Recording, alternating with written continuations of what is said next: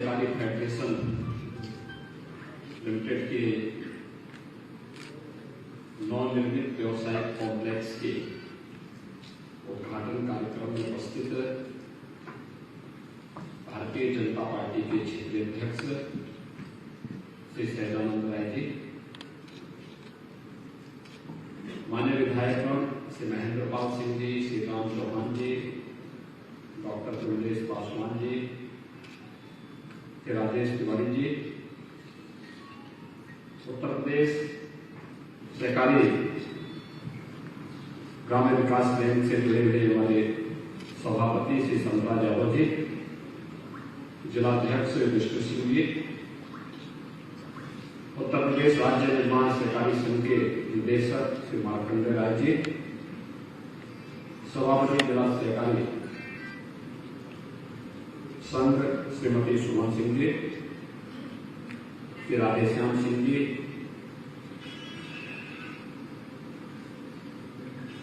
इस संस्था के वर्तमान अध्यक्ष श्री गुलाब ध्वज सिंह जी, डॉक्टर विभाग चंद्र कौशिक जी, सहकारिता के प्रति भावना रखने वाले सभी उपस्थित महानुभाव और भाइयों बहनों, मैं जिला सहकारी फेडरेशन लिमिटेड को इस व्यावसायिक कॉम्प्लेक्स के निर्माण के लिए हृदय से धन्यवाद देते हुए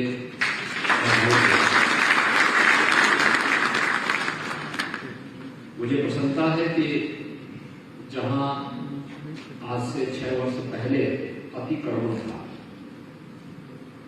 अव्यवस्था थी, गंदगी थी, आज उसको एक बेहतरीन स्वरूप देकर के 20 दुकानों का निर्माण करके 20 नए परिवारों की आजीविका का माध्यम बना दिया है।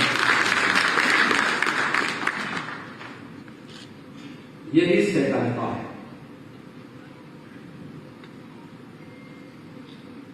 सबके सहयोग से और फिर प्रॉफिट में भी सबको सहभागी बनाएगा।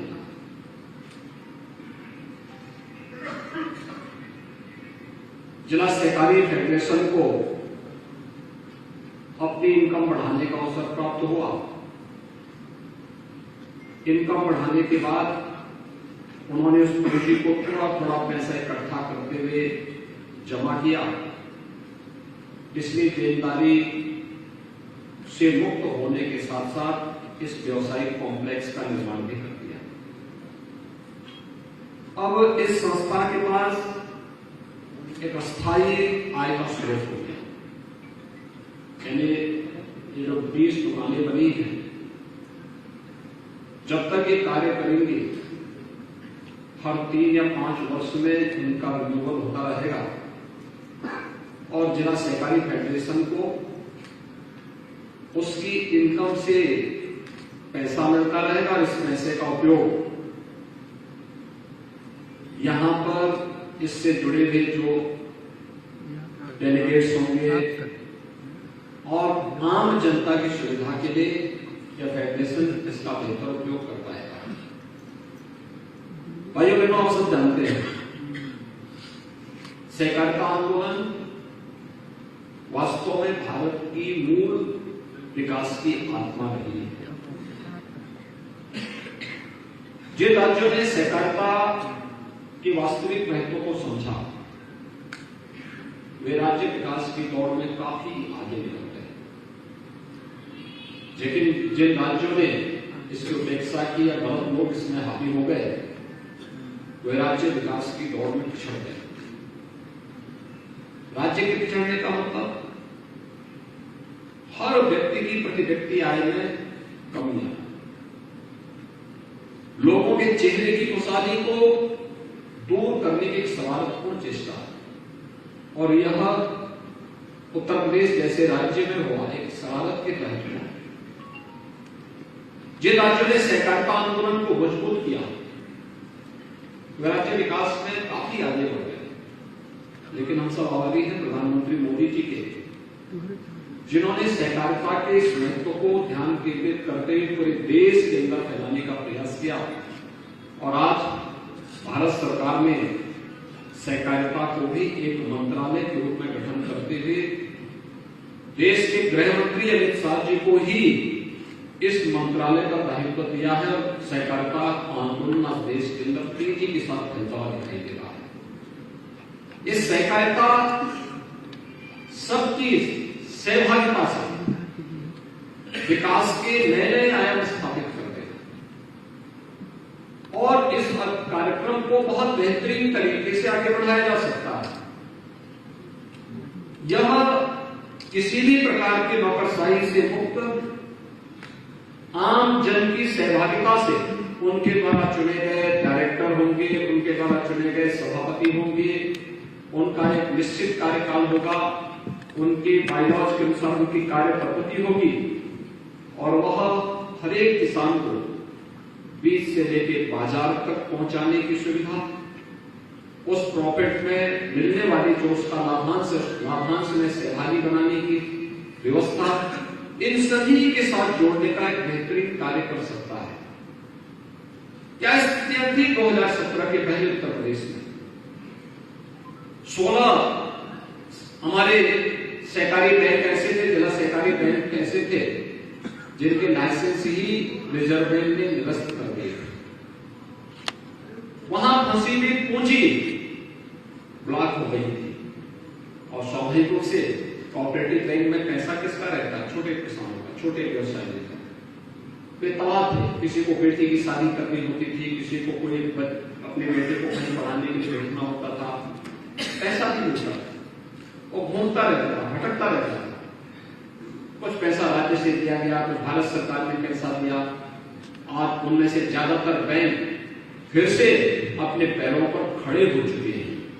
लेकिन ये चीजें दिखाती हैं कि जब भी सहकारिता के आंदोलन में गलत तत्व तो घुसपैठ करेंगे, माफिया प्रकृति के तत्व तो हावी होंगे, तो वह विकास को पूरी तरह बाधित कर देंगे और विकास के बाधित होने का मतलब आम जन को तबाह कर देंगे।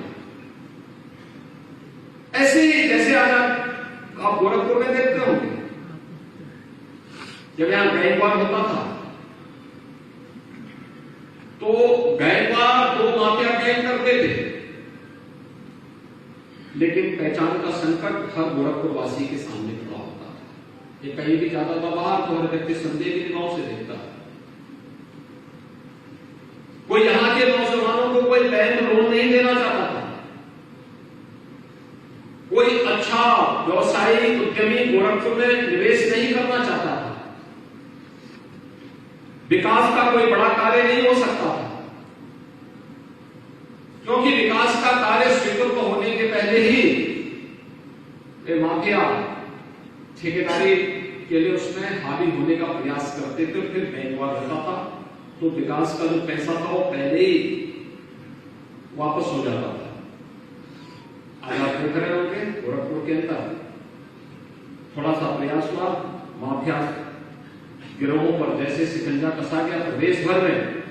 आज परिणाम आपके सामने है कि प्रदेश के बारे में हर व्यक्ति अच्छी धारणा रखता है। आज प्रदेश के विकास के बड़े बड़े कार्य हो रहे हैं, हर तबके की आय बढ़ रही है और विकास की प्रक्रिया के साथ हर व्यक्ति जुड़ता हुआ दिखाई दे रहा है। जो बैंक कभी जिनके लाइसेंस निरस्त हो गए थे, वे फिर से खड़े होकर के किसानों की समृद्धि में सहायक बन रहे हैं और इसी अभियान को हर एक जगह अब तो राज्य सरकार ने भी और केंद्र सरकार ने अनेक उपाय किए हैं। सरकार ने कहा है कि हर एक पैक्स को हम लोग 10 लाख रुपए तक की एक व्यवस्था देंगे जहां पर वह आसानी से अपनी कार्य पद्धति को आगे बढ़ा सके। यानी ये चीजें दिखाती हैं कि किसान को समय पे बीज मिले, समय पे खाद मिले, समय पे उसको शासन की सुविधाओं का लाभ प्राप्त हो, तो किसान क्यों बदलाव होगा? बीज बोने का समय नवंबर और 15 दिसंबर के बीच में है और बीज अगर उसको 15 दिसंबर के बाद मिलता है और उसके बाद अगर वो बो भी देगा तो फसल पर इसका 25 से 30% पैदावार किसका प्रभाव पड़ेगा? किसान जिसकी आमदनी हम दुगना करना चाहते हैं, तो किसान की आमदनी दुगनी नहीं होगी, किसान खुशहाल नहीं होगा, समृद्ध नहीं होगा, तो स्वाभाविक रूप से इसका प्रभाव प्रदेश और देश की समृद्धि पर पड़ेगा। ऐसे ही हर एक क्षेत्र में है, जरूरतमंद को समय पे कुछ नहीं मिला, वो बदहाल हो गए। लेकिन यहां पे श्री महंत सिंह जी ने और उनकी पूरी टीम ने जिला सहकारी फेडरेशन के पूरे क्षेत्र का एक कायाकल्प करने का प्रयास किया। इसी यहां पर जहां हम लोग जिस सभागार में बैठे हैं, 2017 के पहले ये प्रत्येक गोदाम था, उपयोग नहीं हो पाता, लेकिन आज एक बेहतरीन केंद्र बन गया है, साफ सुथरा है, लोग यहां मांगलिक कार्यक्रम कर सकते हैं, शादी ब्याह के कार्यक्रम कर सकते हैं, कोई भी सार्वजनिक कार्यक्रम यहां पे बहुत आसानी से संपन्न हो सकते हैं। जो भूमि थी जिसपे अवैध अतिक्रमण था, 20 दुकानें बन गई हैं, यानी 20 दुकानों का मतलब 20 परिवार डायरेक्ट इससे लाभान्वित हो गए हैं, 20 परिवार सीधे इससे लाभान्वित हो गए, और 20 परिवार इससे लाभान्वित होने के बाद यहां से अपनी आजीविका भी कमाएंगे और साथ साथ इसका लाभ इस फेडरेशन को भी उपलब्ध करवाएंगे। आज आवश्यकता है कि जो हमारे ग्रामीण क्षेत्र में किसान, छोटी जोत के किसान हैं, खासतौर पर पूर्वी उत्तर प्रदेश में हम लोग देखते हैं बहुत छोटी जोत के किसान, किसी का 1 बीघा है, किसी का 2 बीघा है, किसी का 3 बीघा है, किसी के 4 बीघा है, बहुत छोटी छोटी जोत के किसान है। और छोटी जोत का किसान होने के नाते उस पर पूरा ध्यान भी नहीं दे पाता है, न उसमें कोई टेक्नोलॉजी अपना पाता है, न वहां पे कोई विशेष रुचि लेने के कारण वह उस खेती को लाभांश में बदलने का प्रयास भी नहीं करता है। इसके लिए कोऑपरेटिव के मॉडल, अगर हम एफपीओज का गठन करके उस कार्यक्रम को वहां पे लागू करें, पैक्स और एफपीओ मिल जाएंगे, तो अलग अलग जिसकी जितनी खेती होगी उससे आने वाला मुनाफा उसको मिले, लेकिन अलग अलग व्यक्ति अलग अलग कार्यों के साथ जुड़ सकता है। कुछ लोग खेती बाड़ी का कार्य कर रहे हैं, कुछ लोग फूड प्रोसेसिंग के साथ कर रहे हैं, कुछ लोग पैकेजिंग के साथ जुड़ रहे हैं, कुछ लोग मार्केटिंग के साथ जुड़ रहे हैं, यानी अलग अलग टीम को और नए लोगों के रोजगार के सृजन भी होंगे। और दूसरा, गांव में ही एफपीओज का गठन करके अगर हम गोदाम का निर्माण करते हैं, वेयर हाउस बनाते हैं, तो आप देखेंगे कि वे वेयर हाउस एक नई आय के स्रोत बनेंगे। कहीं खाद का है, कहीं बीज का है, कहीं पर खाद्यान्न को रखने के लिए व्यवस्था देने का कार्य है। ये सभी चीजों को हम इसके साथ जोड़ सकते हैं और बेहतरीन लाभ इसके माध्यम से कमा सकते हैं। सरकार वेयर हाउसेज के लिए, वेयर हाउस स्थापित करने के लिए, गोदाम बनाने के लिए बहुत इसमें सब्सिडी दे रही है। हमें सरकार की सुविधा का लाभ लेना चाहिए। कुछ जगह एक दो मॉडल कुछ खड़े हो जाए, अपने आप ही लोग उससे प्रभावित होंगे और उससे अनुप्रेरित होकर के बड़ी संख्या में सब चीजें खड़ी हो जाएंगी। मैं महंत सिंह जी को और उनकी पूरी टीम को इस अवसर पर बधाई देता हूं कि उन्होंने इस कार्यक्रम किया है और इस कार्यक्रम के साथ यह एक नई प्रेरणा है बहुत सारे लोगों के लिए। क्योंकि अक्सर होता है कि व्यक्ति जब किसी पद पर चुना जाता है तो उस पद पे चुने जाने के बाद वह टाइम पास ज्यादा करता है, अपनी सुविधा को ज्यादा देखता है, मुझे क्या मिलेगा। और जो व्यक्ति केवल अपने बारे में सोचता है उसका कार्यकाल कभी यशस्वी नहीं हो सकता। जब वह उस संस्था के बारे में सोचता है, उस संस्था के हित के बारे में सोचता है, उसके अनुसार रणनीति तैयार करता है, कार्यक्रम बनाता है, तो कार्यकाल भी यशस्वी होता है और यादगार कार्यकाल के कारण व्यक्ति एक लंबे समय तक स्मरणीय होता है, लोगों के लिए स्मरणीय होता है। जवाब कोई भी लेना, अगर हमें दायित्व मिला है तो इसकी पूरी जवाबदेही हमारी है, इसको बैठने नहीं देंगे। हमारा दायित्व होता है सबसे पहला काम तो क्या, जिस स्थिति में मिला है पहले हमें उसको मेंटेन करके रखना, अब उससे और अच्छा करने का प्रयास, और अच्छा, हर स्तर पर और अच्छा करने का प्रयास।